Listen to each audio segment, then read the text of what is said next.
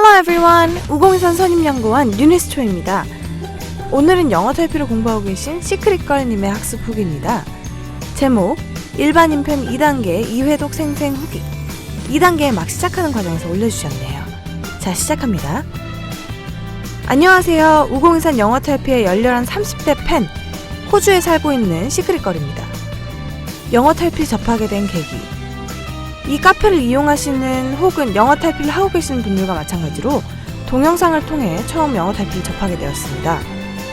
기존 영어 책들에서 나오는 영어 공부법이 저한테 맞지 않아서 늘 내 방식이 틀렸구나 하면서 억지로 그들의 영어 공부법에 저를 끼워 맞추던 차에 영어 탈피 동영상은 그야말로 가려운 곳을 박박 긁어주던 효자손 같았습니다.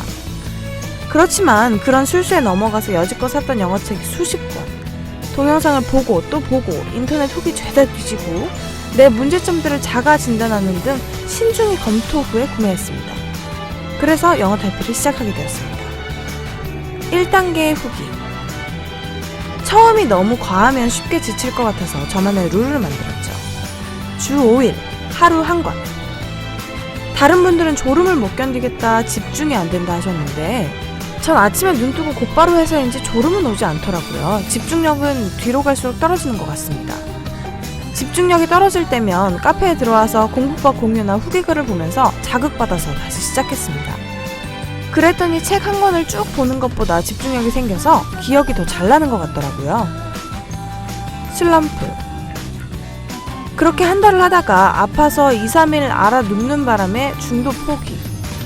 중도 포기 후 다시 책을 잡기가 쉽지 않더군요. 아무래도 2시간 30분에서 3시간 정도를 필기를 하지 않고 본다는 것에 대한 지루함 때문이었겠죠. 재도전. 그런데 누군가 그러더라고요. 영어 공부는 아예 시작하지 말든지 끝까지 가든지 둘 중 하나를 택해야 한다. 그렇지 않고 공부하는 도중에 포기한다든지 나 이제 영어 좀 해 하고 그만두면 쉽게 까먹는다 라고요. 그래서 영어는 반드시 끝을 보든지 시작을 말든지 해야 한다더라고요.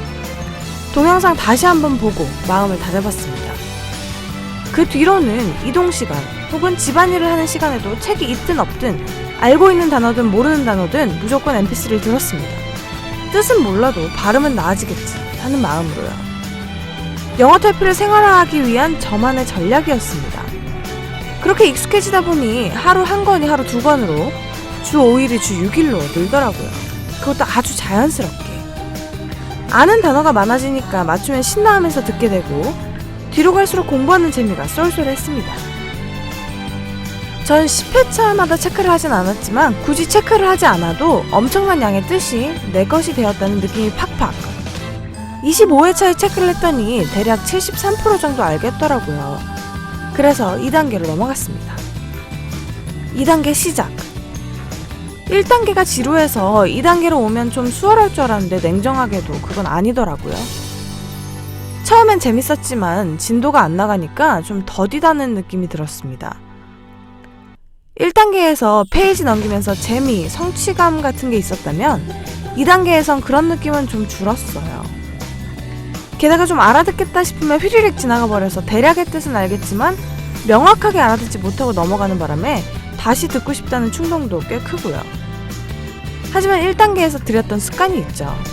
꾸준히, 그리고 몰라도 넘어가기. 그래서 어제까지 딱 2단계 2회독을 마쳤고 앞으로도 포기하지 않고 끝까지 할 생각입니다. 후기. 그래서 뭐가 달라졌는데? 제게 생긴 변화가 궁금하시죠? 1. 마음가짐의 변화. 천천히 읽으면 해석이 되는 영어 문장이나 사이트들. 예전엔 귀찮고 혹시 모르는 단어가 있으면 해석이 매끄럽지 않아서 시도조차 하지 않았거든요. 지금은 영어 사이트를 읽는 일이 자연스러워졌습니다. 한글을 읽는 것만큼은 아니지만 이왕이면 영어 사이트를 읽으려고 해요. 예전에 거부감이 100%였다면 지금은 한 40% 정도? 2. 발음의 변화.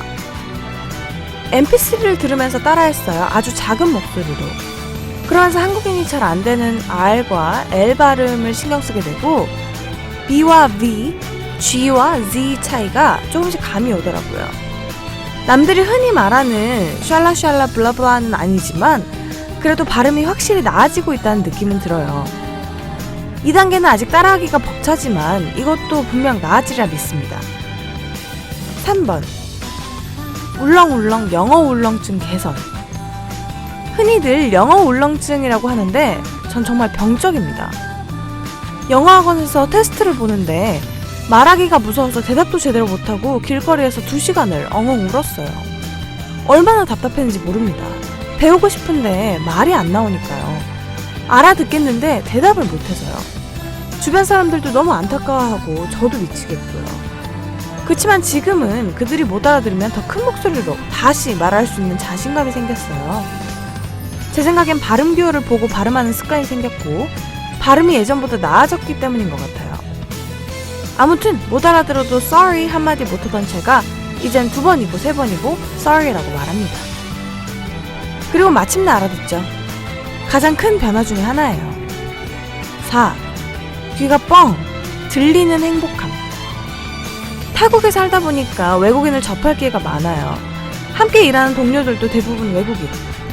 1년을 같이 일했지만 그 중에서도 유독 못 알아듣는 원어민 친구가 한 명 있었어요. 전 원어민보다 브라질이나 인도 발음을 더 못 알아듣겠더라고요. 그 친구의 have 발음도 제대로 못 알아들어서 난처했던 경험이 수도 없이 많습니다.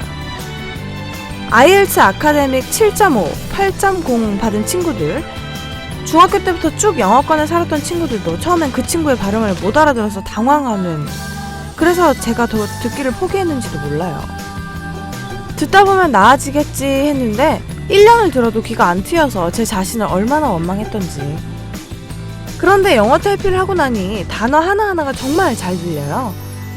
그 친구가 엄청난 스피드로 얘기하지 않는 이상 마치 매트릭스에서 총알이 날아오는 슬로우 모션 같은 느낌으로 들리는 데도 가끔 있고요.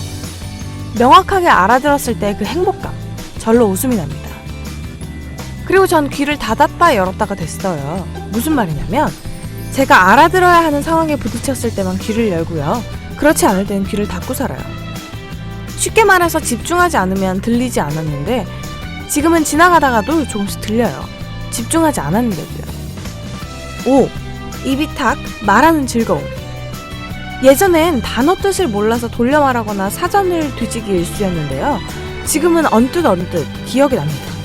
1단계 할 때는 나중에 들으면 기억 안 나겠지 했던 그 단어가 쓰라고 떠올리면 곧장 기억이 나요. 비슷한 발음이 떠올라서 얘기하면 그들이 혹시 이거 말하니? 하고 먼저 얘기해줘요. 그러면 전 그래 그거 그러면서 대화가 이어지고요. 여기까지가 지금껏 제가 느낀 영어 탈피의 생생 후기입니다. 어쩌면 조금 과장되었는지도 몰라요. 그치만 전 그만큼 그 변화가 제게 크게 와닿았고 실감하고 있습니다. 아직도 많이 부족하지만 영어 탈피를 다 마치고 나면 든든할 것 같다라는 느낌이 들어요. 정말 감사합니다. 지금 도전하시는 분들도 모두 힘내시고 완전히 영어 탈피하십시오. 시크릿걸님 후기 잘 봤습니다. 님의 후기로 많은 분들이 도움을 받고 있답니다. 영어 탈피를 오늘 처음 알게 되신 분들은 유튜브에서 영어 잘하는 방법을 검색해보세요.